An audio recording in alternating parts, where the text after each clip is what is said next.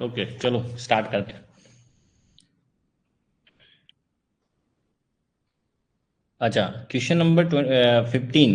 ये मशीनरी का क्वेश्चन था। इसमें पूछा गया था the safety devices use to arrest forward run away tubs in the rope haulage. जो मैं माइन मशीनरी पढ़ाया हूँ, एनसीडी में भी पढ़ाया हूँ, डीजीएमएस में पढ़ाया हूँ, एके गोरे में पढ़ाया हूँ। तो वहाँ पे हमने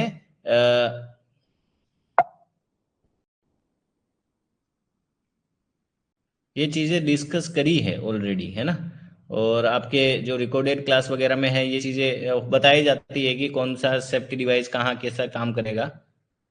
यार ये काम तो ये सेफ्टी डिवाइसेस हम पढ़ते ही हैं, है ना। जिसमें जैसे ये stop blocker, buffer, back catches, point plate, drop warrick. तो उसमें क्या आंसर है? ड्रॉप वारिक, जो फॉरवर्ड मूवमेंट को रोकता है। ठीक है। तो इसमें देखो, स्टॉप स्टॉप ब्लोकर क्या होता है? ये आपका एक ट्रैक होता है जिसपे आपका टब जाता है, तो ये उसमें हिट करता है। ठीक है, और उससे आपका टब का मूवमेंट रोकता है। ठीक है, ये स्टॉप ब्लोकर होता है। ये बफर होता है, जिसमें आपकी ये जो फेस होता है उसमें एक बफर, एक आपका लकड़ी का या लोहे का ऐसा एक बफर होता है, जिसमें आपका टब इससे हिट करेगा और वहीं पे रुक जाएगा। ठीक है। Are you comfortable in Hindi? है ना। तो अगर buffer is use to stop the your mind tub. ठीक है। ये एक बैक कैच होता है। बैक कैच आपके जो ट्रैक है, ट्रैक के बीच में लगा रहता है। ठीक है, जिससे कि ये वन वन वे मूवमेंट को अलाउ करता है ना। But it will not allow backward movement. ठीक है। एक पॉइंट प्लेट होता है, एक ड्रॉप वारिक, जो आपके क्वेश्चन में आया है गेट 2025 में। इसमें क्या होएगा? इसमें ऑपरेटिंग लीवर होता है, रोप से कनेक्ट होके एक हिंज बार होगा, रिलीज क्लच होगा। ये इसको बोलते हैं Warwick. When you press this lever, it will automatically release it and it will fall down. So it will help. ये आपके टब को इससे हिट करेगा और वहीं रुक जाएगा, जिससे कि यहाँ इस साइड में आपके कोई भी पर्सन वगैरह है तो उसको हिट नहीं करेगा और वो सेफली बच जाएंगे। ठीक है। ये आपका ड्रॉप वाली। वैसे ही एज क्राफ्ट डिवाइस होता है। एक बेक बेक स्टे होता है, जो आपके माइन टब के ही पीछे लगा रहता है ना। तो वो आपका जो ट्रैक है उसके वहां पे हिट करके वहां रुक जाएगा और बैकवर्ड मूवमेंट को रोकता है। ठीक है। ये इस टाइप का होता है आपका ये बैक स्टे। एक रन अवे स्विच होता है, जो आपका ट्रैक होता है उसी के बगल में होता है, जिससे कि ये मूवमेंट हो रहा, अगर आप इसको चेंज कर दोगे तो ये इधर जाके कहीं पे हिट करके रुक जाएगा, जिससे आपका जो वर्किंग एरिया है वो इफेक्ट नहीं होगा। वैसे एक जेज जेज रेल होता है। जेज रेल में क्या होता है? ऐसा एक कर्व दिया जाता है, जिससे कि एक स्पेसिफिक लिमिट ऑफ वेलोसिटी को अलाउ कर देगा, बट उससे ज्यादा होते ही वो वहीं पे आपके माइन टब को पलट देगा, जिससे कि वो माइन एरिया को इफेक्ट ना करे, माइन मशीनरी वगैरह को इफेक्ट ना करे। ठीक है ना भाई लोग। तो ये हमने कुछ सेफ्टी डिवाइसेस देखे थे। बट यार इसका क्या सॉल्यूशन है यार? ये क्यों नहीं काम कर रहा है? ऐसे तो काम ही नहीं बनेगा यार अपना।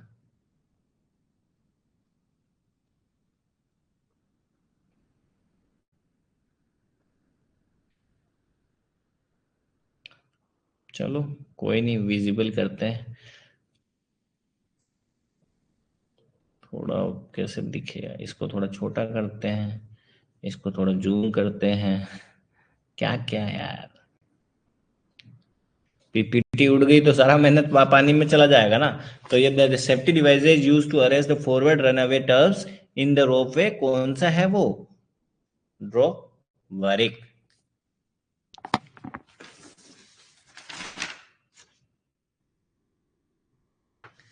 ठीक है।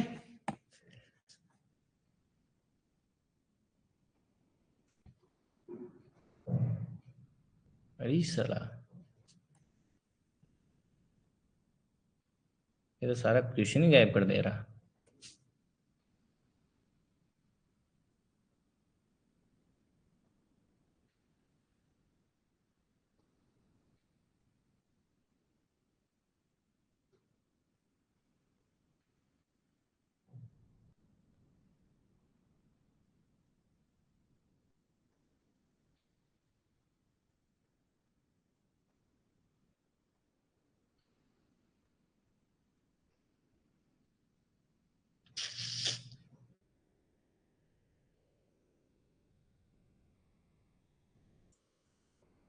यार आपके लिए बढ़िया बढ़िया सॉल्यूशन बनाया था, अब पीपीटी पता नहीं कैसे रिमूव हो गई है।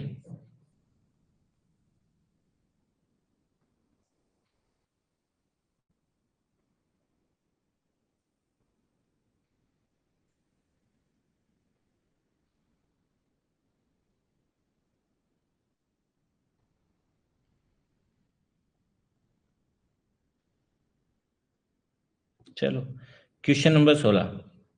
क्वेश्चन नंबर 16 क्या था कि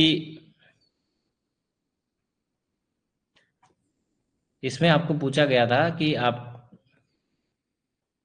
the metal that belongs to rare earth element category, ऐसा कौन सा मेटल है जो रेयर अर्थ एलिमेंट की कैटेगरी में आता है। उसमें आपको सेरियम दिया था, सेरियम, लिथियम, टाइटेनियम, कोबाल्ट। देखो, अगर आप थोड़ा बहुत भी पढ़े हैं कभी 11th 12th में, थोड़ा याद रहा आपको, तो आप लोग ये पढ़ते ही हैं। क्या पढ़ते हैं कि ये लिथियम वगैरह तो नहीं होगा, कोबाल्ट भी नहीं होगा। अब आपको टाइटेनियम और सेरेमियम में कंफ्यूजन हो सकता है, ठीक है, अगर थोड़ा कम पढ़े हैं तो।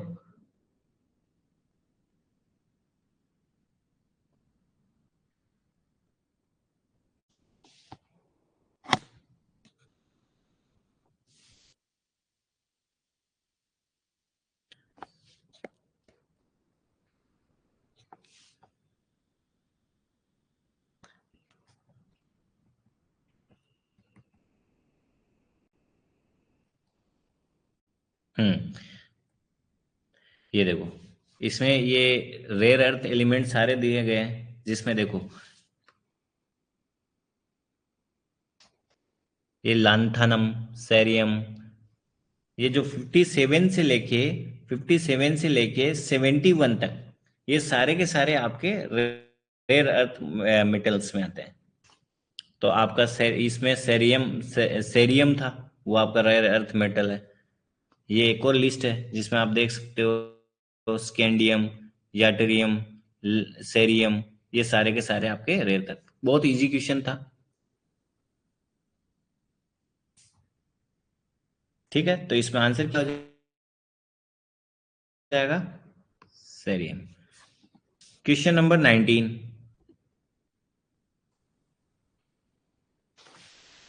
क्वेश्चन नंबर 19 में क्या था कि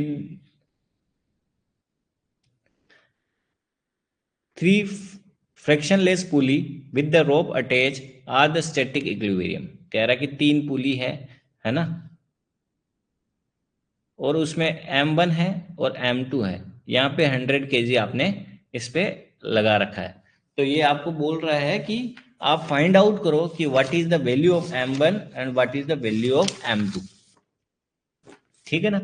तो अब आप क्या करोगे, यहाँ पे 100 है तो ये इस पे G लगा के करोगे तो 100, ग्रेविटेशनल फोर्स 100 G, ठीक है। ये क्या हो जाएगा, M1 G, और इस पे क्या हो जाएगा, M2 G, ठीक है। अब आपको फ्री बॉडी डायग्राम, तो यहां से इसको लो केवल। पहले मैं वो लगा दूं, देखो, टेंशन का लगा, इस पे अगर टी मानो आप, तो इधर क्या होगा, डिवाइड T/2, T/2, ये T/2, ये पूरी लाइन T/2, तो ये भी T/2, और ये दोनों जुड़ के ऊपर गया तो ये क्या हो जाएगा, T, और ये भी क्या हो जाएगा, T। अब फ्री बॉडी डायग्राम से पहले इसको ले लो, किसी को ले लो, इसको ले लो, तो इसमें क्या हो जाएगा, ये 100 kg, तो नीचे क्या आ गया, 100 G, ऊपर क्या लग रहा है, T, बैलेंस बराबर करेंगे तो T इक्वल टू 100 G, ये आपकी T की वैल्यू निकल गई। अब सेकंड वाला या थर्ड वाला कोई भी एक उठा लो, तो ये वाला उठा रहा हूं, चलो M1 वाला, तो ऊपर क्या लग रहा है, T/2, यहाँ पे M1, नीचे क्या लगा है, M1 G, कोई दिक्कत नहीं होनी चाहिए। फोर्स बराबर करूंगा, T/2 इक्वल टू होना चाहिए M1 G। टी की वैल्यू हम निकाल चुके हैं, वो क्या है, 100 G divided by 2 equal to M1 G। G से G गया, तो M1 की वैल्यू क्या आ जाएगी यहां से, M1 इक्वल टू 50 kg, ठीक है। पहला तो कभी भी ऑप्शन चूज करो तो आपका जैसे जैसे आंसर आए ना तो आप एलिमिनेट करते जाओ। तो M1 कितना था 50, तो ये ऑप्शन एलिमिनेट हो गया, है ना। तो इससे क्या होता है, चांस ज्यादा होते हैं अप्रोच करने का, क्वेश्चन अप्रोच करने का। अब क्या हुआ, अब कोई भी दूसरा वाला, ये लास्ट वाला एक ही बचा है, उसमें क्या होगा, टी ऊपर लग रहा है, ये M2 है, नीचे क्या लग रहा है M2G। तो इसका भी फोर्स बराबर करेंगे, M2G, ये क्या था 100, G इक्वल टू M2G। तो ये G से G गया तो M2 की वैल्यू कितनी आ गई, 100 kg। तो आंसर क्या हो जाएगा 50 और 100। कोई दिक्कत नहीं होनी चाहिए, अगर है तो आप पूछ सकते हैं।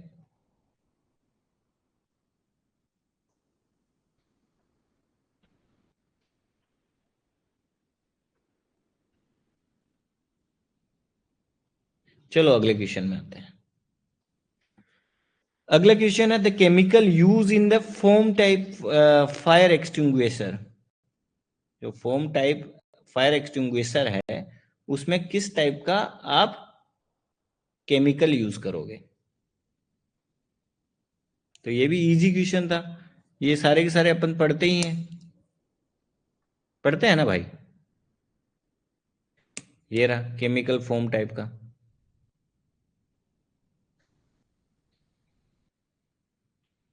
अरे भाई, इस पे आपके पेन नहीं चल पाएगा, ऐसे ही देखना पड़ेगा, ठीक है। तो मैं आपको पॉइंटर तो ले सकते हैं ना, लेजर पॉइंटर, ठीक है। देखो इसमें सेफ्टी क्लिप्स होते हैं, मैंने ये भी बताया होगा मेरी क्लासों में कि आप कोई भी मशीन पढ़ो या कोई भी इक्विपमेंट देखो तो उसको थोड़ा टाइम दो, उसके पार्ट्स के बारे में देखो, उसके सेफ्टी इक्विपमेंट्स के बारे में देखो, उसका वर्किंग देखो। थोड़ा टाइम दोगे वो परमानेंटली आप उस चीज को अगर समझना चाहोगे तो बढ़िया रहेगा। जैसे अभी अपन ने क्या देखा था, सेफ्टी डिवाइसेस ऑफ होलेज। तो आप जब भी होलेज देखोगे तो होलेज कौन कौन से हैं, या कोई मशीनरी देख रहे हो, ड्रैग लाइन या फिर सोयल डंपर, तो उनके एक एक पार्ट्स के बारे में देखो, फिर उसके सेफ्टी डिवाइसेस के बारे में देखो, फिर उसका वर्किंग देखो। ये तीन चार चीजें देखोगे ना, इसी से क्वेश्चन पूछे जाते हैं। अब जैसे यहाँ पे फोम टाइप आप सारे याद करके जाते हो, फोम वाला आग में बिजली वाले में यूज नहीं करते, इलेक्ट्रिसिटी जहाँ है वहां यूज नहीं करते, ये तो सब पढ़ के जाता है, ठीक है ना। तो अब थोड़ा उसने थोड़ा डीप पूछ लिया कि भाई इसमें केमिकल क्या होता है, अगर आप पार्ट्स वगैरह थोड़ा पढ़ के जाते तो थोड़ा ठीक रहता, है ना, रिवीजन वगैरह सही से करके जाते। तो देखो ये आपका केमिकल फोम फायर एक्सटिंग्विशर है, ठीक है। तो इसमें देखो एक सेफ्टी क्लिप्स होते हैं, एक प्रेशर गोज होता है जिसमें प्रेशर इंडिकेशन आता है, ये आपका डिस्चार्ज होज है, स्प्रे हो, ये नोजल बोलते हैं इसको। इसमें कौन सा होता है, एक होता है एल्यूमिनियम सल्फेट, एक तो होता है एल्यूमिनियम सल्फेट, एक होता है सोडियम बाई कार्बोनेट, ठीक है ना। और ये देखो ये भी मैंने मेरी क्लासों में बताया हुआ है कि आप कहाँ कहाँ पे कौन सा वाला यूज करते हो। फोम वाला कहाँ यूज करोगे, आप वुड पेपर टेक्सटाइल में कभी आग लग जाए उसमें कर सकते हो, या फिर फ्लेमेबल लिक्विड वगैरह हो वहाँ काम कर सकते हो। But you have not, you should not use the foam type extinguisher. कहाँ पे नहीं करना है, इलेक्ट्रिकल इक्विपमेंट में नहीं करना है, या फिर मेटल वाली जितनी भी आग लगती है उसमें यूज नहीं करना है, ठीक है। ये वाटर वाली का यूज है जिसमें ये कह रहा है कहाँ यूज कर सकते हो कहाँ नहीं करना है। ड्राई वाला जनरली आप सारी जगह यूज कर सकते हैं, ठीक है। बट वाटर वाला भी आप केवल, आप ये नहीं कि आग बिजली से आग लग रही वहां जाके पानी छिड़क दिए खुद भी निबट जाओगे, है ना।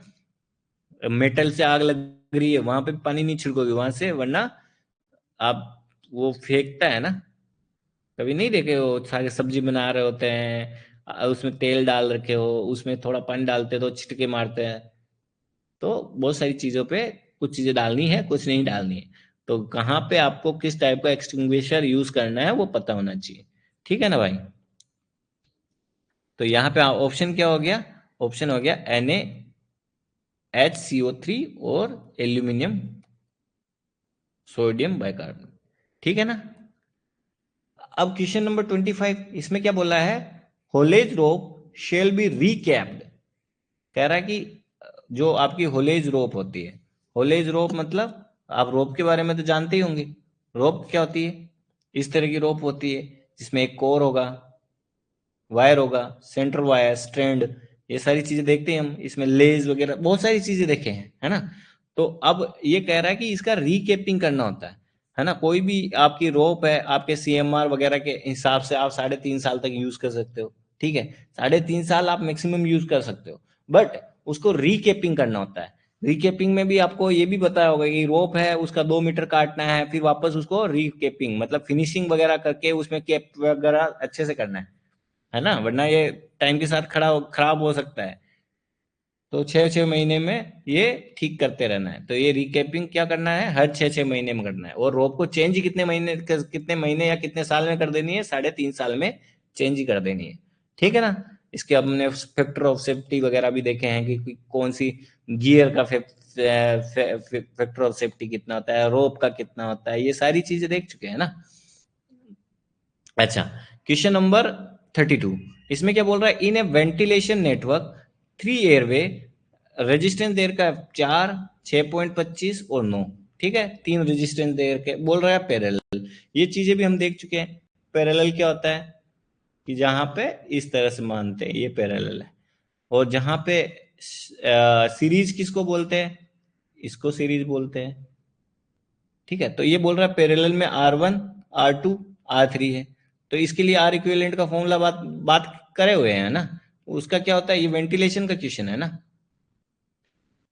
तो होता है 1/R1, 1/R2, 1/R3। और इसी में सीरीज बोल देता, उसका क्या हो जाता है, आर इक्विवेलेंट बराबर R1 plus R2 plus R3, है ना। तो यहाँ पे अपना केस ये है, अपना केस क्या है, ये है। तो इसमें कैसे निकालोगे,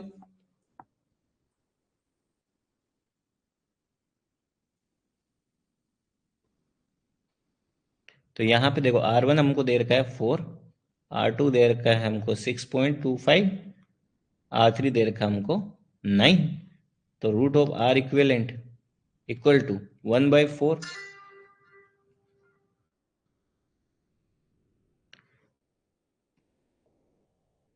6.25, 1/9, ठीक है ना।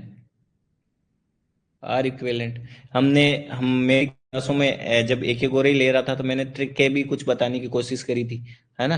तो वहां पे मैंने बोला था कि आपको 2 से लेके 20-25 तक स्क्वायर तो याद होने ही चाहिए, है ना, दोनों साइड से।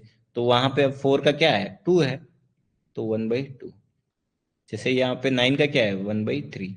अब ये क्या है, 625, 625, 20 का कितना होता है, 20 का स्क्वायर 400, 21, 22, 23, 24, 25, 25 का क्या होता है 625, तो 1/2.5। अब तो इजी है, कैलकुलेटर मिलता है वैसे भी आपके गेट में, तो यूज कैलकुलेटर, है ना। तो ये आएगा 1.23। तो आर इक्विवेलेंट यहाँ से आ जाएगा 0.66, ठीक है। 2 डेसिमल तक ही पूछा तो 2 डेसिमल तक ही निकालेंगे, है ना। ठीक है, डेसिमल के आपको फॉर्मूले भी आप सीख के गए, मतलब चीजें भी, कॉन्सेप्ट भी सीख के गए होंगे। वाइन 1.579 है, तो ये 5 से बड़ा है तो इसमें ऐड कर जाएगा, ये सारी चीजें सीख गए होंगे, है ना। चलो ठीक है। तो अपना 32 में समझ में आ गया ना क्या है आंसर, आगा 0.66। अभी तक कोई भी डाउट है तो आप हमको बता सकते हैं।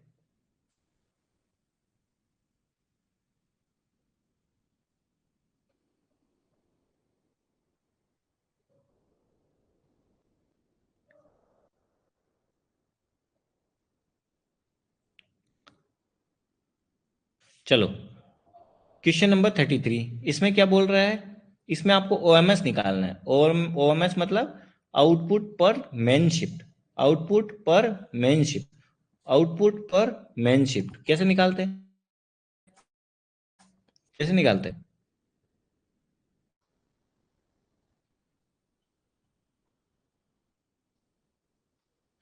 तो ओएमएस तो सीधा पता होना चाहिए ना, ओएमएस क्या होता है, ओएमएस होना चाहिए, पहले तो फॉर्मूला पता होना चाहिए, तभी आप क्वेश्चन को सोल्व कर सकते हैं। क्या होता है, टोटल कॉल आउटपुट पर शिफ्ट डिवाइडेड बाय कितना आदमी उस शिफ्ट में काम करते हैं, तो मैन पावर पर शिफ्ट। ठीक है, तो पहले टोटल कोल आउटपुट देखना है। टोटल कोल आउटपुट देखने निकालने के लिए क्या करोगे आप?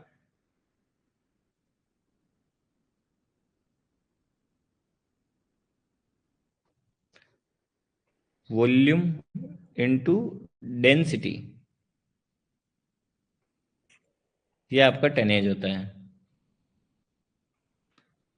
ठीक है, तो वॉल्यूम कैसे निकालोगे? वॉल्यूम निकालोगे, जैसे मान लो ये आपका 4.2 है, ये आपका 2.5 है ना हेडिंग। फेस जो आपका है 4.2 और 2.5। अब इसमें जो आप अगर इसमें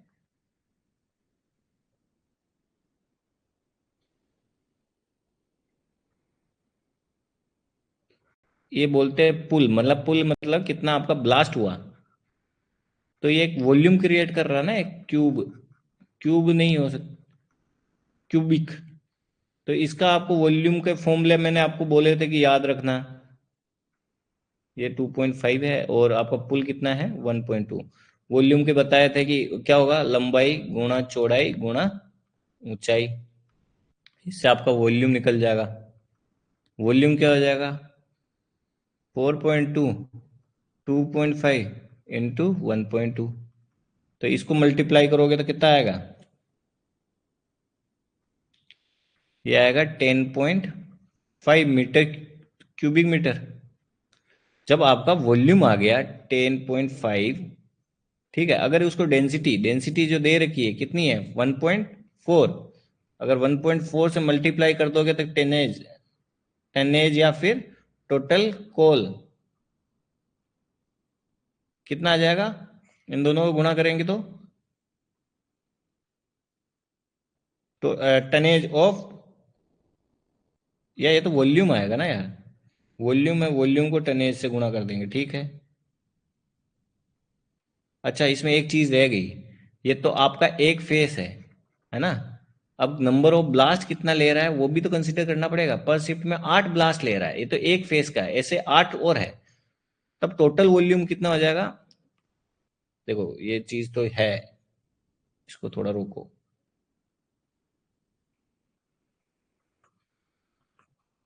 थोड़ा साफ कर देता हूँ, यार दिखेगा सही लगेगा आपको। ये तो 1 राउंड में आया, वॉल्यूम आया ना। अब इसी का अगर 8 राउंड राउंड मारा है, तो उसमें क्या आ जाएगा 8 इंटू 10.5। ये क्या हो जाएगा टोटल वॉल्यूम। तो ये कितना आ जाएगा 84 क्यूबिक मीटर। अब टोटल वॉल्यूम आपको पता है, टोटल वॉल्यूम क्या आ गया 84। डेंसिटी कितनी है कोयले की 1.4।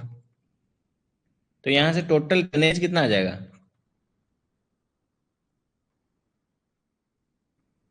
टोटल टनेज आ जाएगा 117.6।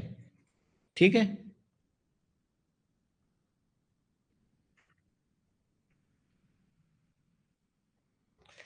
तो अब ओएमएस तो निकालना इजी हो गया ना। ओएमएस क्या हो जाएगा 117.6 डिवाइडेड बाई एक शिफ्ट में कितना, यहाँ पे देखो इसने 1 डे नहीं बोला है, एक शिफ्ट ही बोला, वरना उस पे भी वापस कैलकुलेशन करते हैं अपन।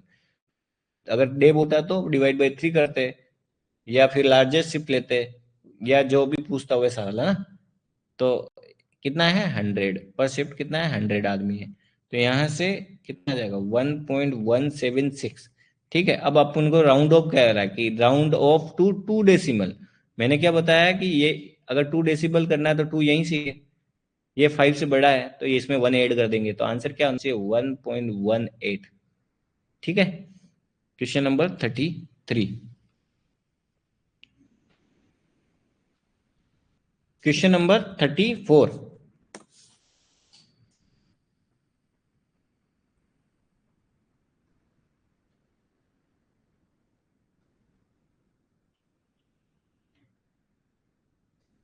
बाद में देखेंगे ना।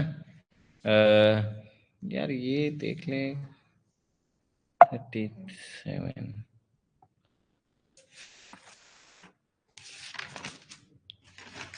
चलो 48 और 49 देख लेते पहले, है ना। 48 और 50 देख लेते। 48।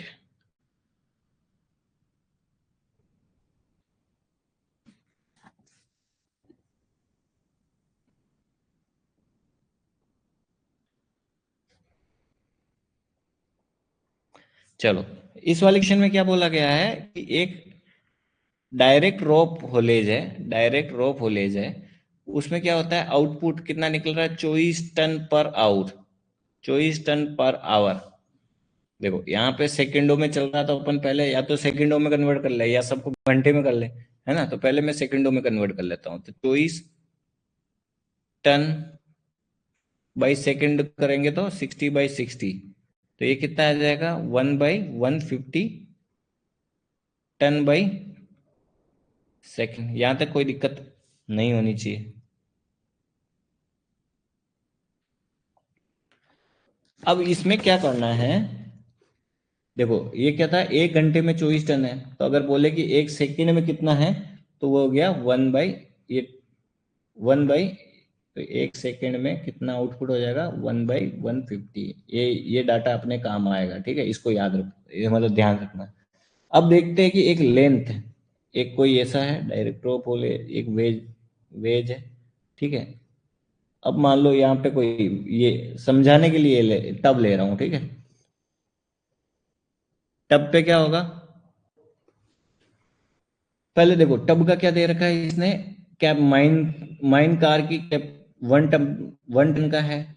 और टेयर वेट कितना है, पॉइंट, तो टोटल वेट कितना हो गया,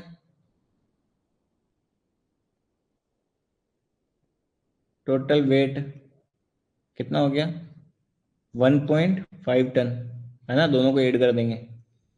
अगर इसी को किलोग्राम में बदलेंगे तो 1500 kg। कोई दिक्कत नहीं है, ठीक है। इसका भी यूज कर लिया हमने, है ना। इसका यूज कर ही लिया है। ये 610, अगर टोटल ऐसे 610 है, ठीक है। अब आपको बोल रहा हूँ 1/12, तो 1/12 ऐसे मान लो।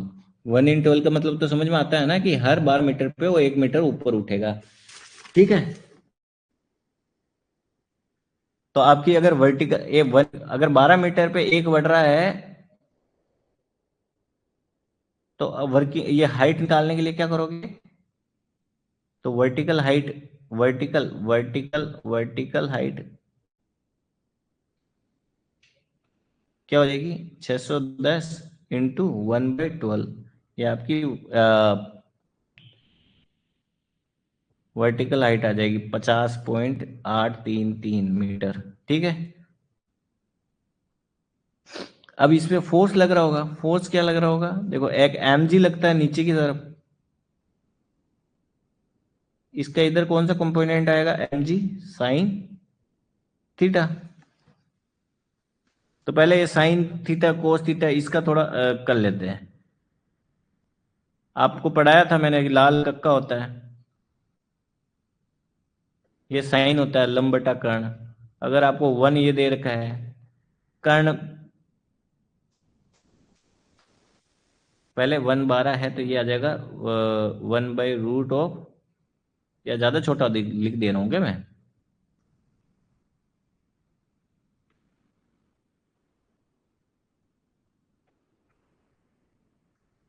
अगर ये 1/12 है तो ये कितना हो जाएगा,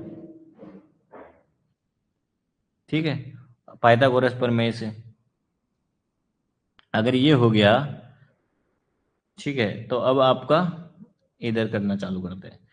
तो आपका वर्टिकल हाइट निकल ही गया है। अब यहाँ पे mg sine theta, M force क्या लग रहा है, mg साइन थीटा। m कितना है, 1500 kg।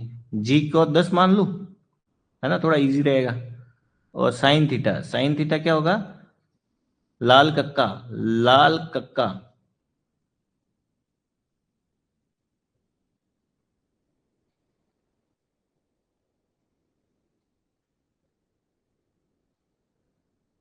लाल कक्का क्या आ जाएगा, 1/145। तो यहां से फोर्स इक्वल टू क्या आ जाएगा, अप्रोक्स 1245 न्यूटन। फोर्स निकल गया। फोर्स निकल गया तो अब आपका तो सारी चीजें खत्म ना। अब आपको पूछा क्या गया, मिनिमम पावर। पावर के लिए क्या होता है, पावर बराबर होता है फोर्स इनटू,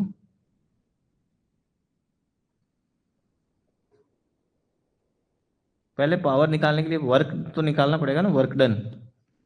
तो वर्क डन क्या हो जाएगा, फोर्स फोर्स इनटू डिस्प्लेसमेंट। तो फोर्स कितना है 1245, डिस्प्लेसमेंट कितना है, आपको यहां पे काम करना तो 610। तो यहां से कितना आ जाएगा ये आपका वर्क डन आ गया। जब वर्क डन आपको पता है, वर्क डन आपको पता है, वर्क डन इनटू अगर टाइम आप करोगे तो ये क्या आ जाएगा आपका, पावर रिक्वायर्ड। तो वर्क डन तो हम निकाल ही चुके हैं, कितना है 1245 इंटू 610, 1245 इंटू 610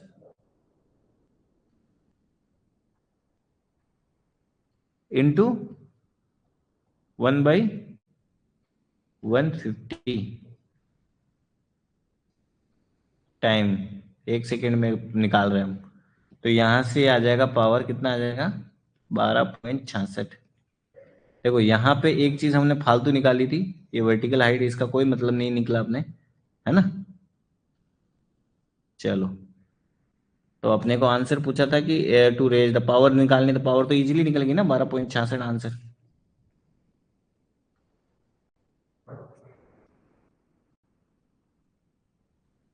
चलो अगला क्वेश्चन देखते हैं, क्वेश्चन नंबर 50। क्वेश्चन नंबर 50 में पूछा क्या है कि ए 2.5 टन डीजल लोकोमोटिव है, होल 5 माइन टार्स है, up slope having a gradient है a 1 in 20, the constant traction force, locomotive traction force दे दिया आपको, gross weight of the car वो 3 टन दे दिया, एक्सेलरेशन दे दिया है आपको, सिस्टम में एक्सेलरेशन ग्रेविटी का दे दिया, एक्सेलरेशन ऑफ सिस्टम भी दे दिया, रोलिंग रोलिंग रेजिस्टेंस निकालना है। देखो पहले तो आपको पता होना चाहिए force due to traction equal to होना चाहिए force gravity, force acceleration, force rolling, इन तीनों के बराबर होना चाहिए। ठीक है, तो आपको ट्रैक्शन फोर्स तो पता है 1800 दे रखा है उसने।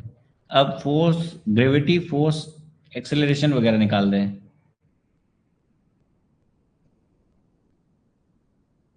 देखो फोर्स ऑफ ग्रेविटी देखते हैं, पहले फोर्स ऑफ ग्रेविटी, इससे पहले पहले देखते तो लेते हैं ना, फोर्स ऑफ ग्रेविटी क्या होती है, फोर्स ऑफ ग्रेविटी क्या होती है, mg,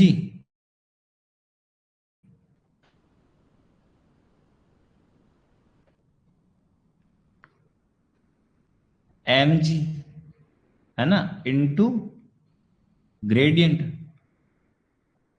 कि ग्रेडियंट भी देखा ना 1 इन 20। तो फोर्स ऑफ ग्रेविटी m कितना है, m देखना पड़ेगा, देखो m इधर देखता हूं मैं, पहले मास क्या है, नंबर ऑफ कार्स कितनी है, नंबर ऑफ कार 5 है, वेट ऑफ कार कितना है 3 टन। तो कितना हो जाएगा 5 तेरी 15, तो टोटल वेट कितना हो गया 15 टन। तो यहीं तक पिक्चर खत्म नहीं होती है, अब लोकोमोटिव का कुछ का वेट वेट भी है, तो total mass of system, total mass of system निकालना है। तो 15 टन तो इसका है, और 2.5 टन यहाँ दे रखा है, देखो 2.5 टन डीजल लोकोमोटिव, तो 2.5 टन और जोड़ दो, तो टोटल सिस्टम का वेट कितना आ गया 17.5 टन। ठीक है, आपका मास आ चुका है, तो मास यही देखो 17.5 टन को कन्वर्ट कर लो यार, ऐसा करो 17.5 इंटू 1000, तो ये कितना आ जाएगा 17,500 kg। तो 17,500 इंटू जी 10 ले लेता हूँ, इजी रहेगा ना। और ग्रेडियंट क्या दे रखा है 1/20, तो यहाँ से फोर्स ऑफ ग्रेविटी कितना आ जाएगा, 8 पॉइंट, ये आएगा वैसे 8750 न्यूटन। इसको कन्वर्ट कर देता हूं मैं केजी, किलो न्यूटन में, क्योंकि ये आपके किलो न्यूटन में दिया है ना, 8.75 किलो न्यूटन। वैसे ही फोर्स ऑफ एक्सेलरेशन निकाल लेते हैं। फोर्स ऑफ एक्सेलरेशन ये फर्स्ट मान लो, फोर्स ऑफ एक्सेलरेशन क्या होगा, मास इंटू एक्सेलरेशन। मास कितना है, मास तो अभी निकाल लिए ना अपन, 17,500। एक्सेलरेशन कितना दे रखा है, एक्सेलरेशन तो सीधा सीधा दे रखा है देखो, if the acceleration of the system 0.5, तो यहाँ से ये कितना आ जाएगा, 8.75 किलो न्यूटन। ठीक है, ये फोर्स ऑफ ए भी आ गया।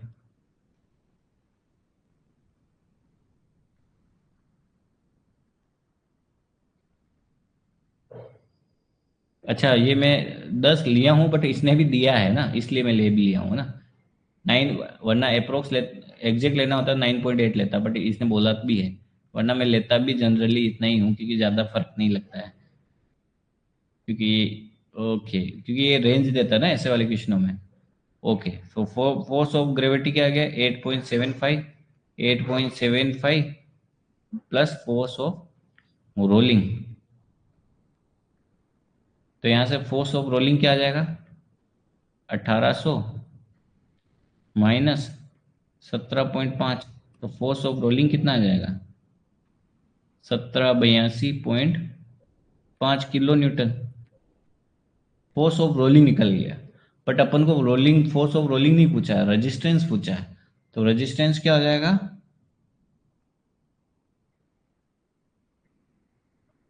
1782.5 डिवाइडेड बाई इसका वेट,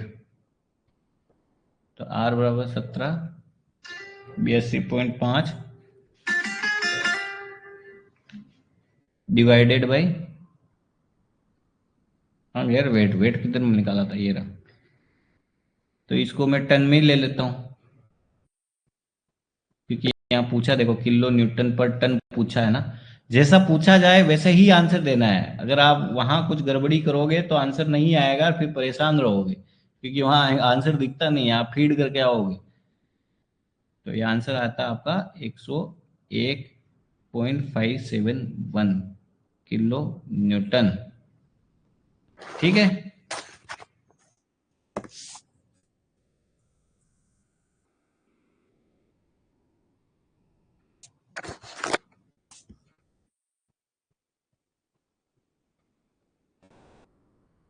अभी तक कोई भी डाउट हो तो आप पूछ सकते हैं ना। आदित्य, आदर्श, आदित्य, कमलेश्वर,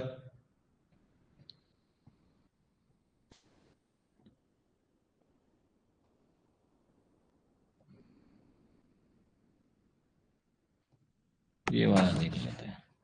यार देखो पीपीटी तो मैंने अच्छे से बनाई थी, है ना, बढ़िया बढ़िया फोटो लगा के बनाई थी, बट लकीली अनलकीली क्या बोलूं अब, आपका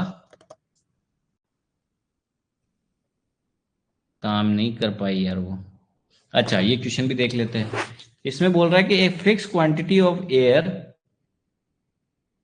ठीक है, a fix quantity of the air needs to be send through the cross section. कह रहा है कि इस क्रॉस सेक्शन से भेजा जा रहा है। In the figure the perimeter of the cross section 20 metre है। पेरीमीटर मतलब समझते हो, जैसे आपका स्क्वायर है, ठीक है, इस पॉइंट से चल के अगर आप इधर आके इधर घूम के आ गए, इसको बोलते हैं पेरीमीटर। अगर ये स्क्वायर होता तो यहां से चल के इधर आके इधर आ गए, तो ये आपका पेरीमीटर है। वैसे यहाँ पे पेरीमीटर क्या हो जाएगा, यहां से चल के आप घूम घुमा के इधर आओगे, उसको बोलते हैं पेरीमीटर। समझ गए। तो पहले तो इसको डिवाइड कर, ऐसे बांट देता हूं मैं हाफ सर्कल में। तो ऊपर का तो हाफ सर्कल हो गया। अगर ये आर है तो ये भी आर है, तो ये पूरा का पूरा कितना हो जाएगा, 2r। इसको मान लो एच, तो ये भी एच हो जाएगा। ठीक है, तो अगर मेरे को पेरीमीटर पूछा जाए और ये क्या हो जाएगा, अगर पूरा सर्कल का आपको परिधि पूछा जाए तो वो क्या होता है, 2 पाई r। तो आधे का कितना हो जाएगा, पाई r, तो ये हो जाएगा पाई r। तो यहां से यहां पाई r। ठीक है, तो पेरीमीटर पूछा जाए इसका पेरीमीटर क्या हो जाएगा पहले इसका, तो इसका क्या आ जाएगा पाई आर। ठीक है,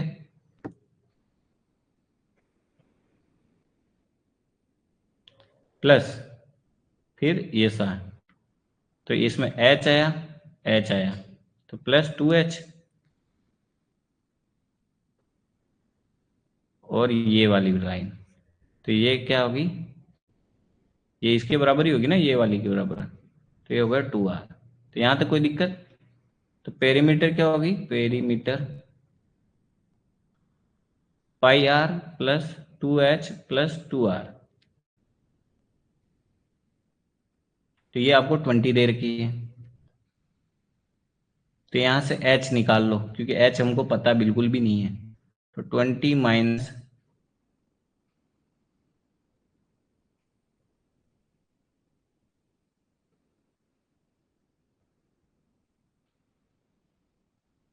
पाई आर माइनस 2r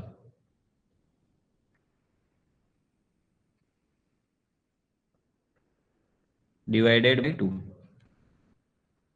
तो ये आपका h निकल गया यहाँ से। ठीक है, इसको एक इक्वेशन दे दो।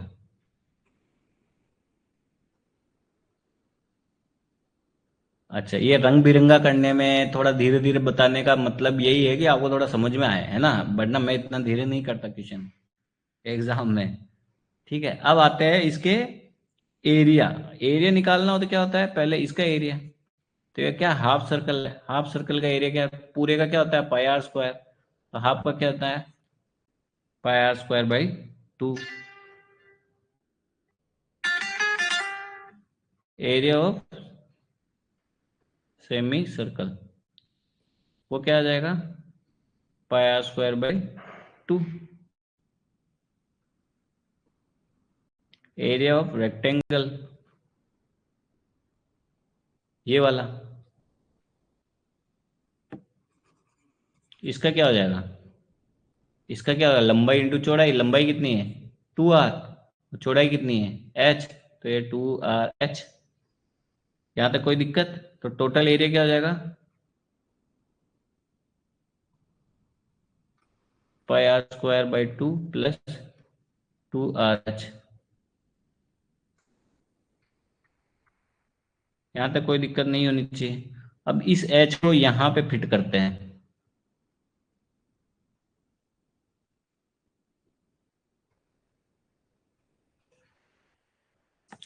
तो ये क्या आ जाएगा a बराबर 1/2 पाई आर स्क्वायर, ये तो आगे वाला है, और इस सेकंड वाले में देखो 2r, h क्या रखोगे 20 minus pi R minus 2r divided by 2। तो यहाँ से इसको सोल्व करने पे ये 2 तो 2 से गया, और ये आ जाएगा 20r माइनस 2r स्क्वायर। यहाँ से a निकल आया, तब a क्या निकल आया आपका a equal to 20r minus 2r square. ठीक है,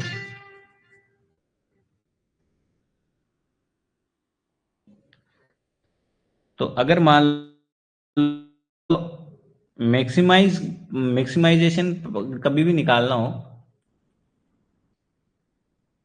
मैक्सिमाइज करना हो कि कितना मैक्सिमम आर कितना हो सकता है,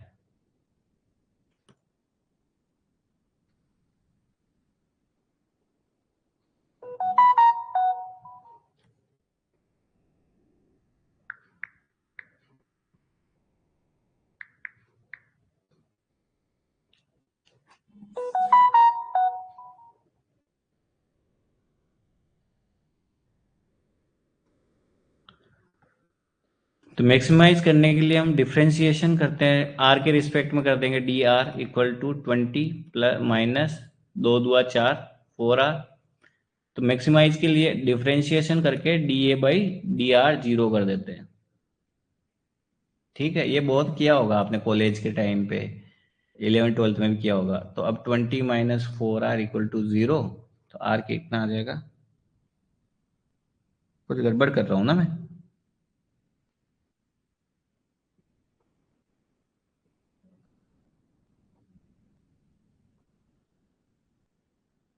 कुछ गड़बड़ तो करा है मैंने, कुछ तो गड़बड़ है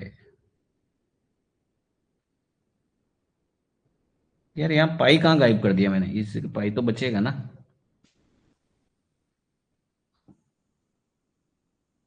हम्म।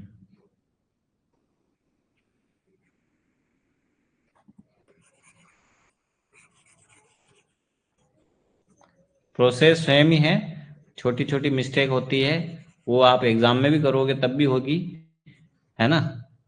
और मैं यहाँ कोई प्रैक्टिस वैक्टिस करके नहीं आया हूँ, तो मेरे से भी होती है गलतियाँ। ठीक है, ए बराबर ये है, तो अब इसको सोल्व करते हैं। तो ए बराबर क्या था, half pi are square plus 20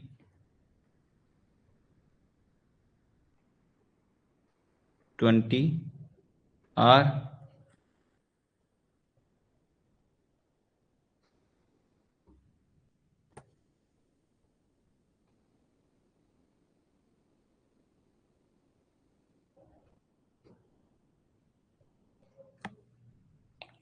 r minus half of pi are square.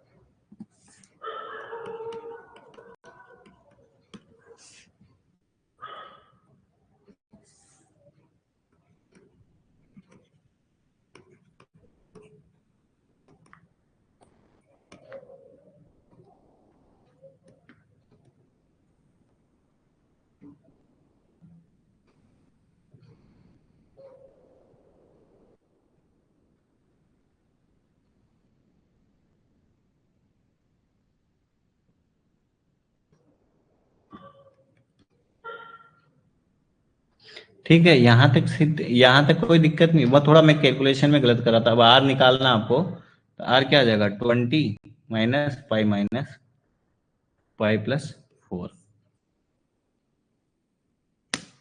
थोड़ा हो गया यार यहाँ पे मिस्टेक, यहाँ पे यही मिस्टेक हुआ था कि मैंने ये पाई वाला टर्म खा ही गया था इसको हटा ही दिया था, इस वजह से गलत हो गया। क्योंकि यहाँ पे देखो डिवाइड, इसको काट दिया तो ये बचेगा हाफ, माइनस का बचेगा ना।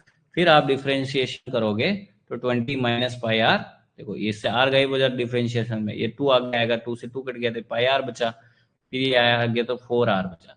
अब आप इसको पूरा का पूरा जीरो के रेस्पेक्ट में रखोगे तो ये वाली टर्म नेगेटिव वाली पॉजिटिव में जाएगी। इसको ही पूरा लिख देता हूँ वरना बोलोगे कि लिखा नहीं सर। 5 + 4 r, तो r क्या आ जाएगा, 20 / पाई प्लस 4। ऑप्शन ठीक है ना, कोई दिक्कत नहीं होनी चाहिए। चलो ये क्लास आज यहीं तक समाप्त करते हैं।